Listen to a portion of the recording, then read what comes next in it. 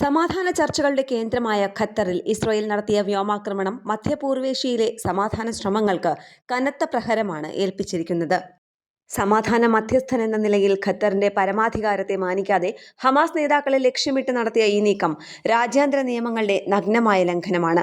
സ്വന്തം സുരക്ഷയുടെ പേർ പറഞ്ഞ് ഇസ്രായേൽ നടത്തുന്ന ഇത്തരം അതിക്രമങ്ങൾ സിറിയ, ലെബനൻ, ഇറാഖ്, ഇറാൻ തുടങ്ങിയ മറ്റ് സ്വതന്ത്ര രാജ്യങ്ങളിലും തുടർക്കഥയായിരിക്കുന്നു.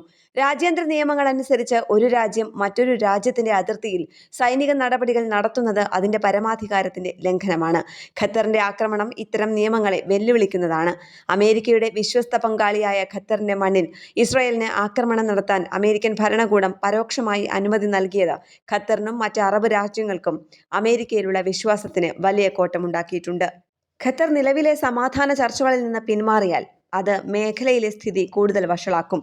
1967 അതിർത്തികൾക്കനുസരിച്ച് സ്വതന്ത്രവും പരമാധികാരവുമുള്ള ഒരു പലസ്തീൻ രാഷ്ട്രം രൂപീകരിക്കുന്നതിലൂടെ മാത്രമേ മേഖലയിൽ ശാശ്വത സമാധാനമുണ്ടാകൂ. രാജ്യാന്തര നിയമങ്ങളെ മാനിക്കാനും സമാധാന ചർച്ചകളെ പ്രോത്സാഹിപ്പിക്കാനും എല്ലാ രാജ്യങ്ങളും തയ്യാറാകണം. അല്ലാത്തപക്ഷം ഈ സംഘർഷം കൂടുതൽ രാജ്യങ്ങളിലേക്ക് പടരും. ഒരു ജനതയുടെ സ്വയം നിർണയ അവകാശത്തെ നിഷേധിച്ചുകൊണ്ട് അവരുടെ ഭൂമി പിടിച്ചെടുക്കുകയും സാധാരണക്കാരെ ഭയപ്പെടുത്തുകയും ചെയ്യുന്ന ഈ നയങ്ങൾ അപലപനീയമാണ്. പ്രശ്നത്തിന് രാഷ്ട്രീയമായ പരിഹാരം കണ്ടെത്തുകയാണ് ആവശ്യം.